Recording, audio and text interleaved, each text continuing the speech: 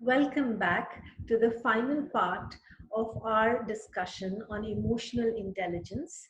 Let me remind you that this is a part of the Subodh Management Institute lecture series, and I am dealing with the topic emotional intelligence, which is a part of the paper Development of Management for Human Resource Students, and the paper number is M436.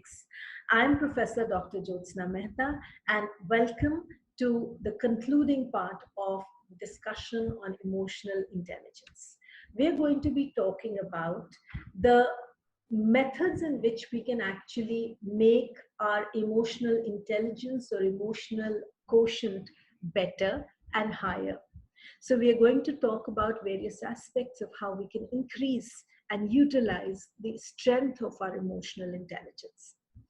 Ultimately, the effective performance arises out of our ability to deal with the world around us in the best, most adaptable, and most flexible manner. This is possible only if, first of all, we are strong in our intrapersonal skills, which means we are high in self awareness, we are emotionally strong, we have the ability to be assertive without being aggressive, we are independent and have high self esteem or self regard, and we are aspiring towards a sense of self actualization. We also need to have high interpersonal skills, which means we are empathetic, we manage our emotions well, we feel an acute sense of social responsibility, and we are able to deal with conflict and have better and more smooth interpersonal relationships. We have a high level of adaptability, which means our problem solving abilities are high, and we are able to confront reality and deal with it, and are able to be flexible enough to change with the changing circumstances. Then we should be able to be good stress managers and able to deal with crisis situations and able to control our impulses well. So the overall mood of the individual should be that of happiness and positivity and optimism. And if all this is combined together, we will have effective performance for the organization and for the individual in their personal life as well. So let's look at some ways in which emotional intelligence can be improved. The first is we have to get out of the comfort zone. Very often we just fall into this comfort zone and we don't want to understand why we are sticking to certain attitudes. We just say that this is what is suiting me and I don't want things to change. The second is identify your triggers. What makes you angry? What really makes you irritable? So understand what is the point at which this emotion is triggered off, and do not judge your feelings. You are who you are because of the series of things that have happened to you in your life. Don't judge, understand, and try to improve by understanding. And never ever make a decision in a bad mood. You're likely to make the wrong decision. Don't make a decision in a very good mood either, because that's also likely to turn out to be maybe too hasty or impulsive. Get a bird's eye view. Look at the holistic picture. Look at all the facets of something. Look for your emotions in the media that you use. Social media is so widespread use, but yet we are able to kind of create alter egos of ourselves on our social media. So we must understand what's going on. Why do I sound so positive and happy on Facebook, for instance, whereas actually I'm feeling depressed and low? So I have to understand all this. Revisit your values. What do you really, really think is important for you, your family, your life, and act as per those values? They're very important for you. Check yourself. Look within. Monitor yourself. Self-evaluate, especially when you have gone through a very stressful part. And then fill the blind spot with feedback.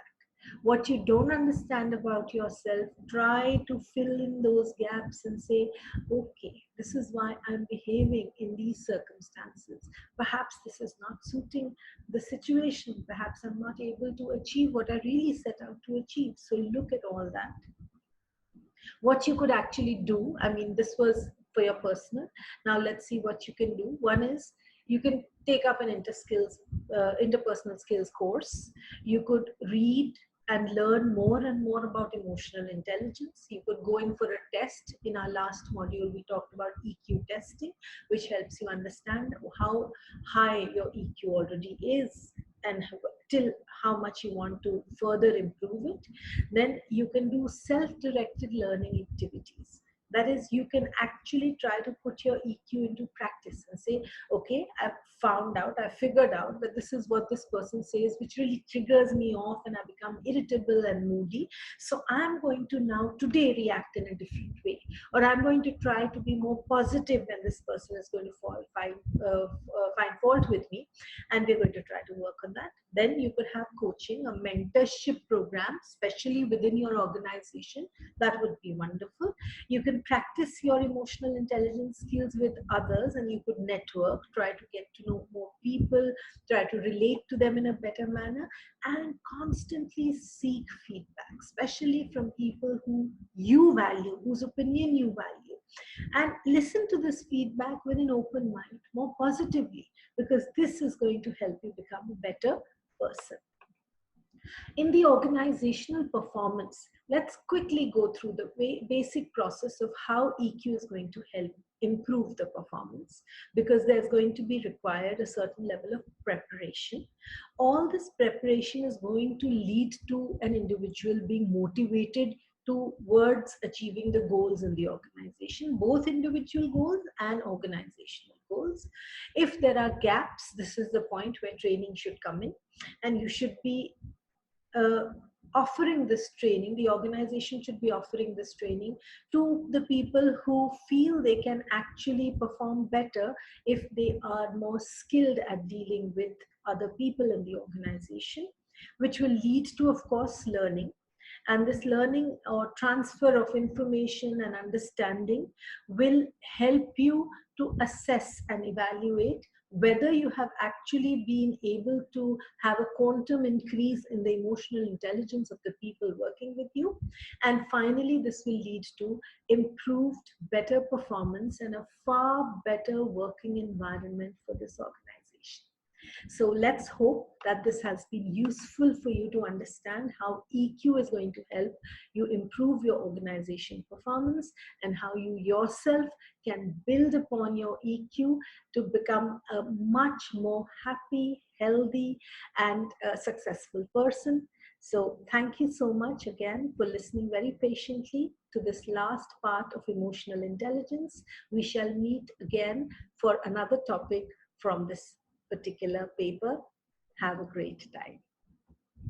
Thank you so much.